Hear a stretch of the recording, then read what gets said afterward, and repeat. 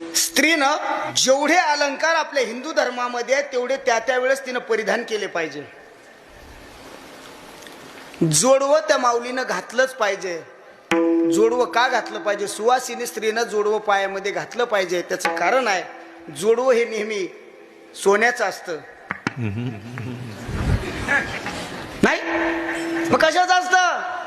चांदीचं असतं, चांदीचं. कारण ज्या बोटामध्ये आपण जोडवं घालतो त्या नसाचा आणि गर्भाशयाचा डायरेक्ट संपर्क असतो. महाराज, तीनच गर्भाशयापासून गेलेली असते. आपल्या पायातल्या बोटातला जे जोडवं आहे ते आपल्याला म्हणतात ना, त्या गर्भाशयाचे होणाऱ्या आजारापासून आपल्याला त्या ठिकाणी मुक्त करत असतं महाराज. म्हणून जोडवे घातले पाहिजे. कान टोचतात, कान कान कोणी टोचत नाही. ज्याला हिंदू संस्कृती कळाली ते कान टोचतं. एक ॲक्युप्रेशर पॉइंट आहे. कानाचा आकार कधीतरी गुगलवर जाऊन बघा. आईच्या